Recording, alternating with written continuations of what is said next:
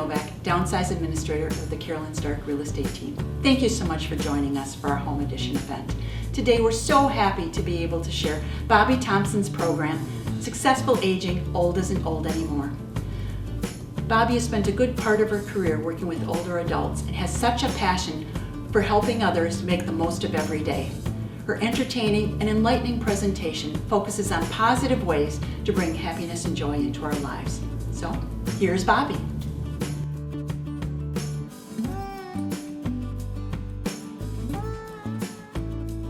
Hi, I'm Bobbie Thompson. We're going to talk about successful aging today. Thanks for joining us. What does old look like? Actually, the question I have to ask myself and ask you is, what does it really look like? And has it changed over the last 40 years, say? I remember what old was when I was a child, and now as I get closer to those numbers I was looking at as a child, they don't seem the same. For example, take a look. Do you see anybody that you recognize in these pictures? In the upper, let's see, it would be your upper left. Do you see anybody for $100? Benjamin Franklin, when he was 78 years old, decided to create the bifocal. Do you know why? Because he was known as an inventor, he was a lifelong learner, and quite honestly, he could not be held back by having to go with one set of glasses and the other set of glasses. So he created a long distance and a short distance bifocal. Brilliant. 78 didn't stop him. Think about that fellow with the white hair and the little goatee at the bottom. What do you know him from? Kentucky Fried Chicken? Yep, you're right. He was somebody, a really big deal to me when I was a kid because that was going out to eat. KFC, right? Oh my goodness, the picnics we would have. But he was 65 when he actually decided to start his business of Kentucky Fried Chicken.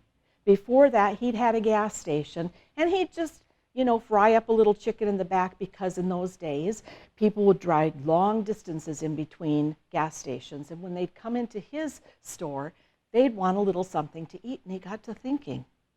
So he spent his first Social Security check at 65 on starting a business that today is international. Even our Chinese son knows about KFC. Kind of amazing what you can do at 65. Let's take a look at Jessica Tandy in the upper corner on the right-hand side. She is known for her acting ability, an actress right up until she passed away. Honestly, she had her last movies, the one that probably most people recognize her for, Driving Miss Daisy, only 5 years before her death. She acted until she was into her 80s, and she got her awards for Driving Miss Daisy at 80. She had 2 more movies that became popular and recognized posthumous after she passed away. So she just continued to try and learn and be and create what it was that she was meant to be. Pretty impressive aging. How many of you have had somebody in your life that has really inspired you that growing older is not a bad thing? In fact, you look at them, you realize the amount of knowledge and expertise and the sense of humor and the lifelong learning and the fun that they still have, and you go, wow, I'm pretty impressed. That's a picture of successful aging. For me, it's my superhero grandmother. She is right now 101. In September, she'll turn 102, Lord willing.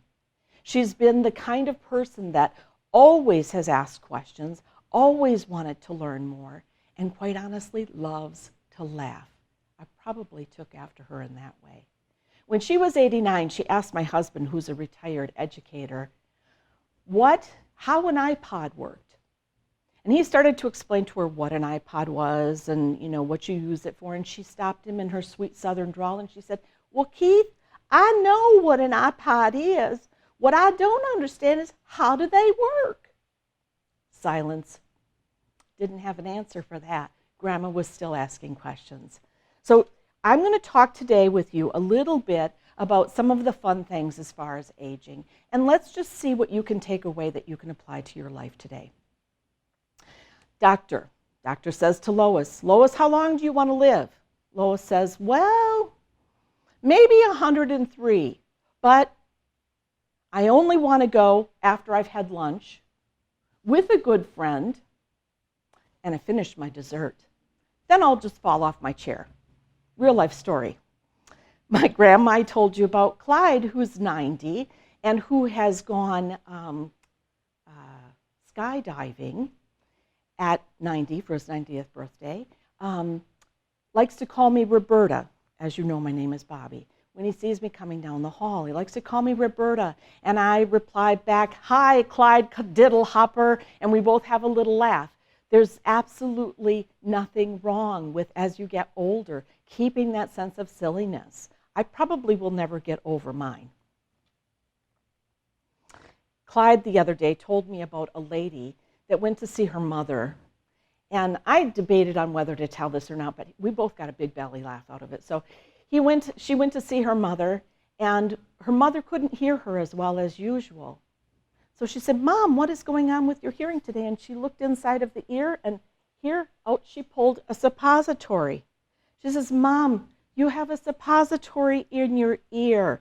And Mom paused, and then she goes, oh, now I know where I put my hearing aid. We're going to talk a little bit about the demographics of aging. As we look forward, in fact, only 32 years from now, the number of people 60 and older will actually double. Yeah, that's going to be one huge senior party.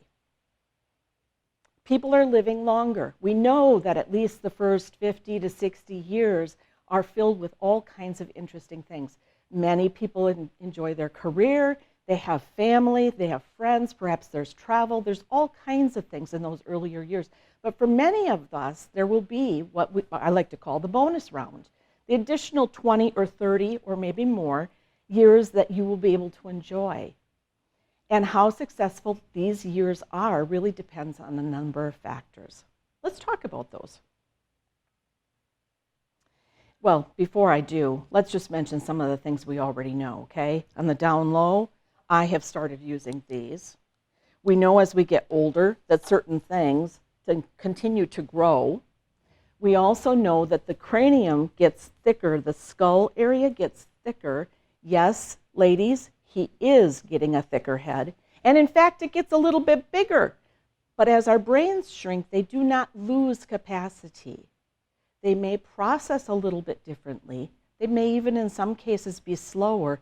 If you think sort of a filing cabinet, the old-timey kind where you had to look for all this information or through all this information, it takes a little while when the filing cabinet is full versus when we're very young and it's right there at the ready. Don't give yourself a hard time about having to take a pause to think of something you're trying to remember. There's other changes. Our joints change and parts of our body change and things shift and turn and twist on us all kinds of different ways, right? But the truth of the matter is I have met people who still walk 7 to 8 miles a day into their high 90s. I have spent time with people that quite honestly, physically, they had some changes, but it has not held them back from aging successfully. There's a lot of different theories about how we age. And I'm not going to go into a whole lot of detail on the science.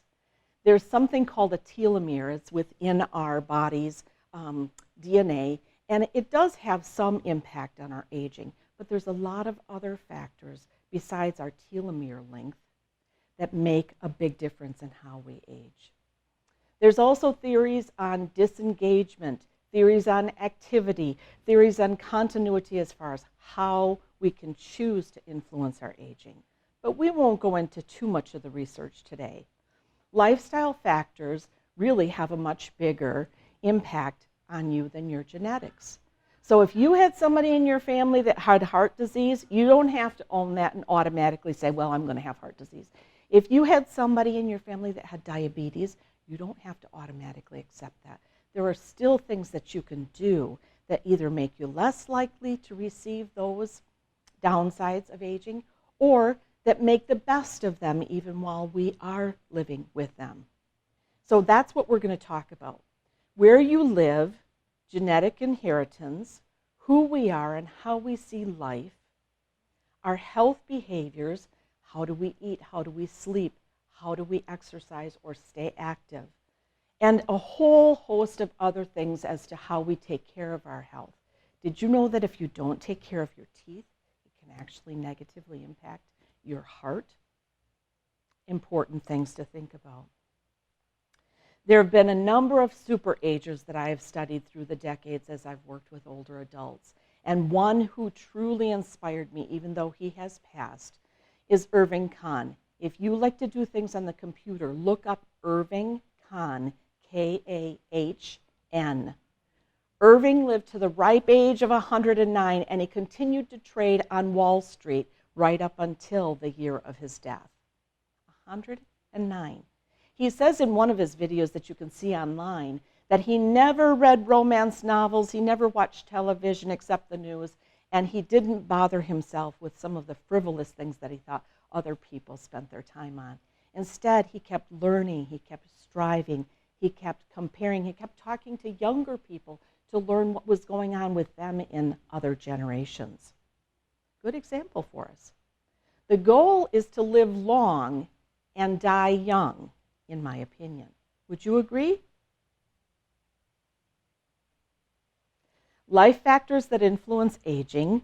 Certainly we know that staying active keeps our joints in good health, keeps our posture erect, makes sure that we have the strength to do things we need to, and that when those unexpected things happen, we have the balance and the agility to respond.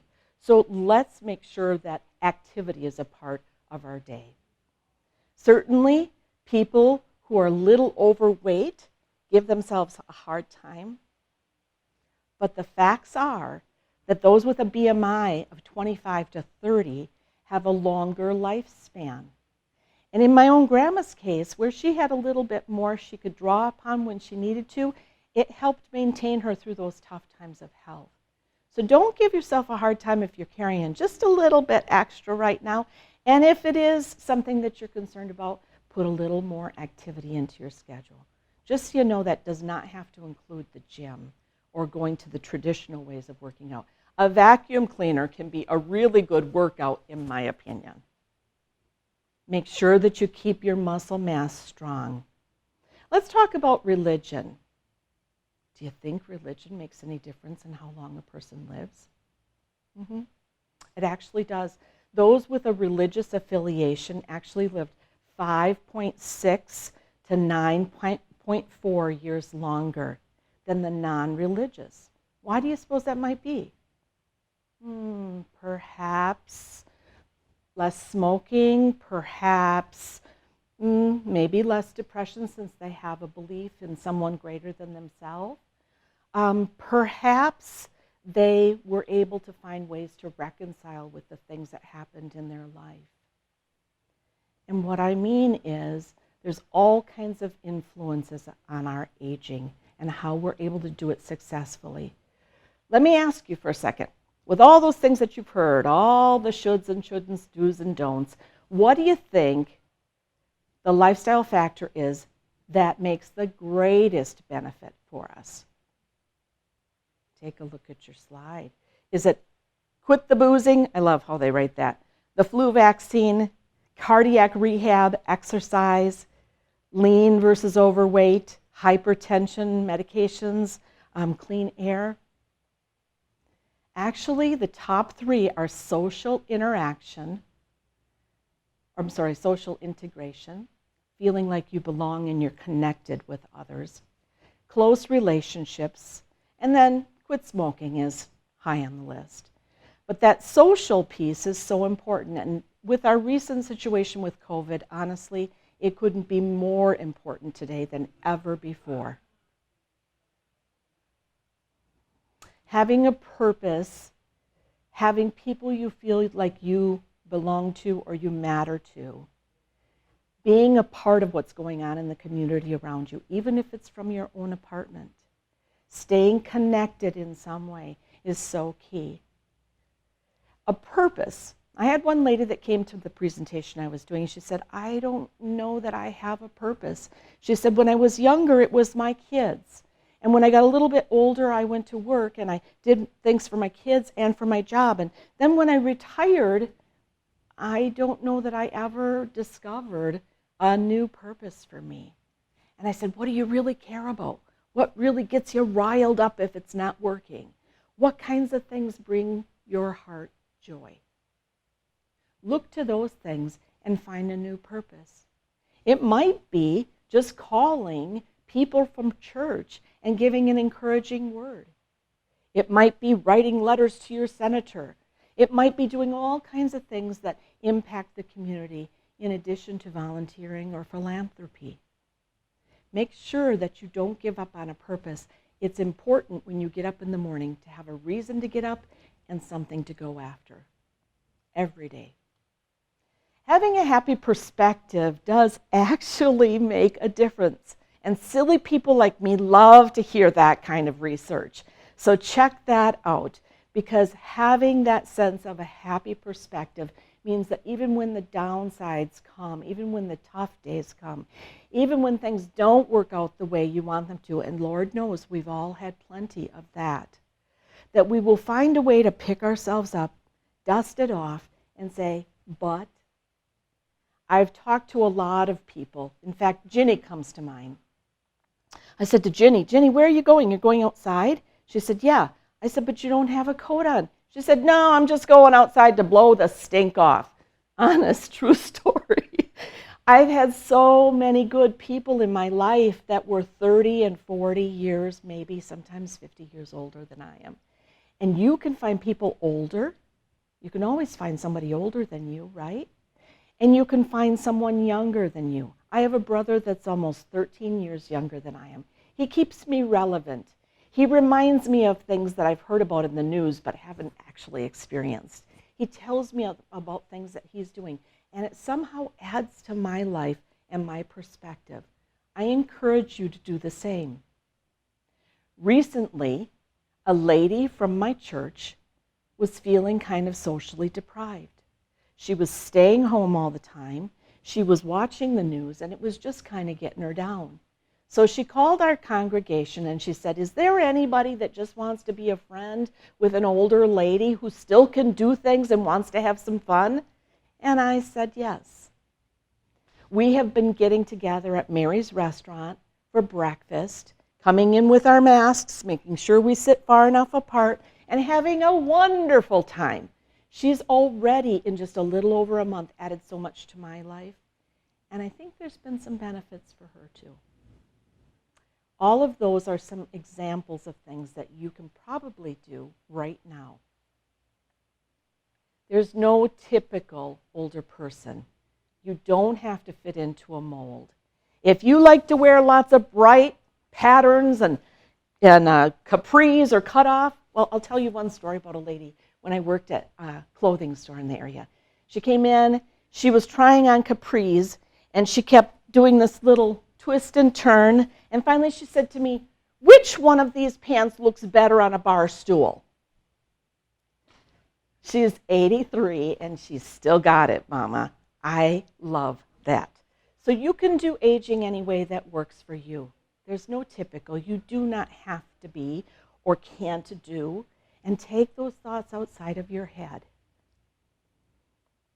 So, to be the best you can be is the ideal. It's a goal we want to pursue. Every morning, maybe on your mirror, you have a little note that says, it ain't over yet, baby. Revise the self-talk that you tell yourself when you're thinking. And you're well, I really can't do that, or I'm too old for that now, or, those kinds of things hold us back from having successful aging. Take good care of yourself. You might be the worrier. You might be the one that's always thinking about everybody else. Well, then that means at least once a week, you need to carve out some time that's just for you. Whether it's petting the cat, reading a good book, getting a pedicure, whatever you really like to do that says, hey, I'm just as important as all of them, and I want to make sure that I take good care of me, because the truth is that's where all the good stuff comes out of you for them. Take that one to heart. Use a little sense of humor. Find a way to make some fun at yourself. Hopefully not somebody else. Eliminate outdated and ageist stereotypes.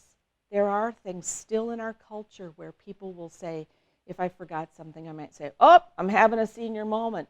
No, actually, 20-year-olds forget things too. We just don't make fun of them when they do it. Give yourself that credit.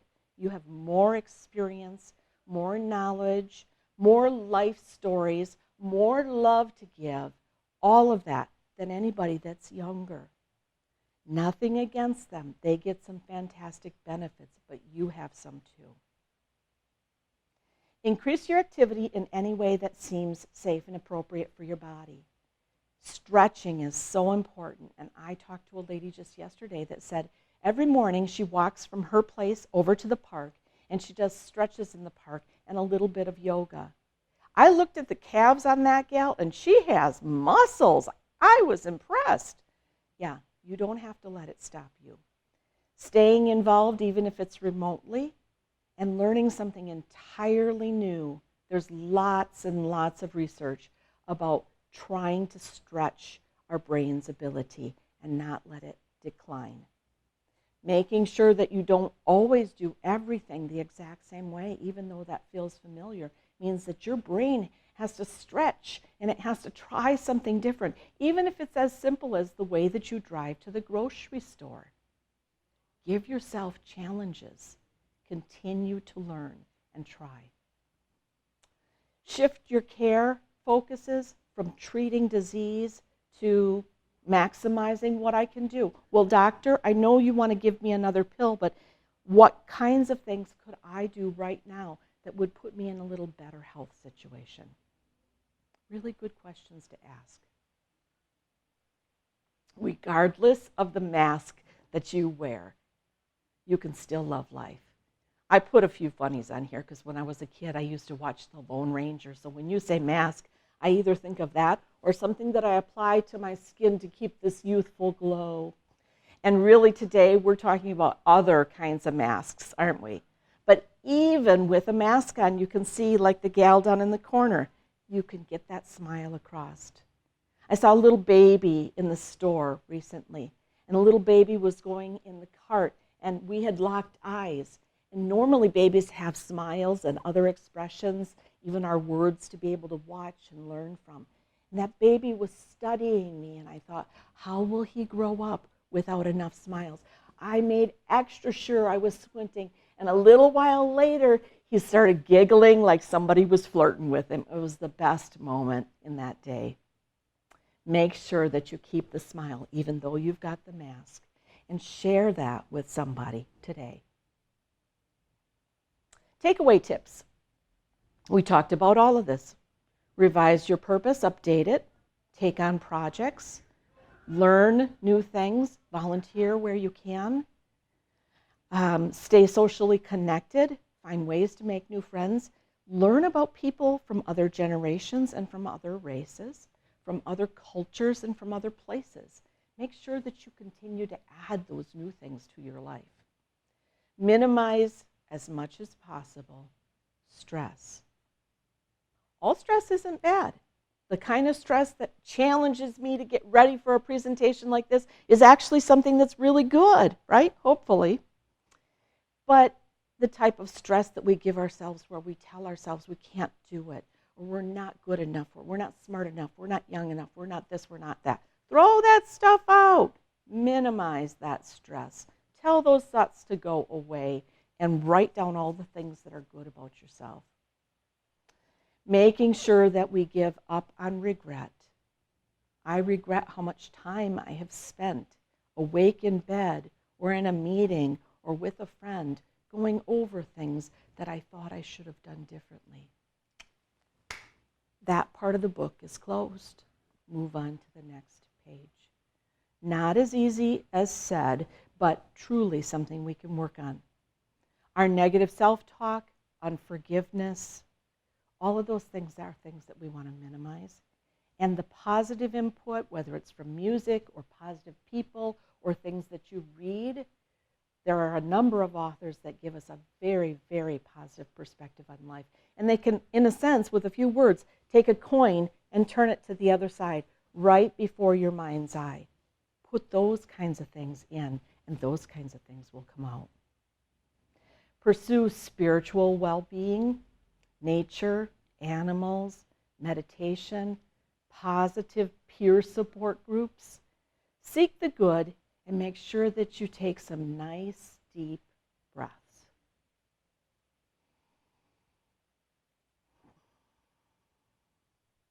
I am who I am, and I am meant for this moment on purpose.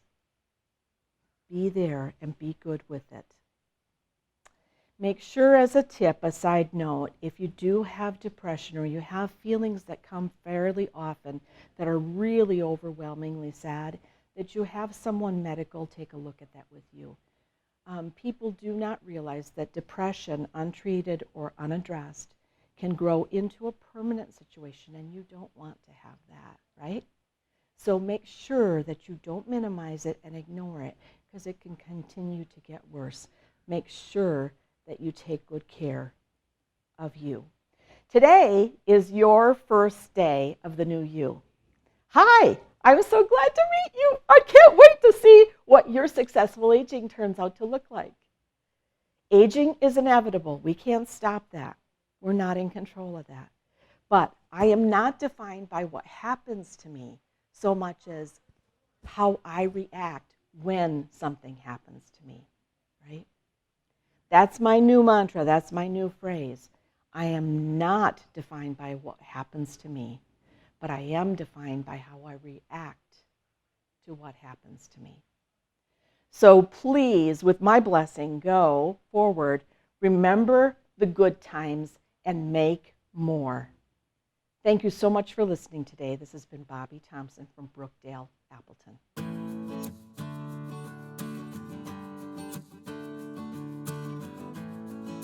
Hi, I'm Carolyn Stark with the Carolyn Stark Real Estate Team. I want to thank you for joining us today, and I also want to thank Bobbie for giving us a great presentation.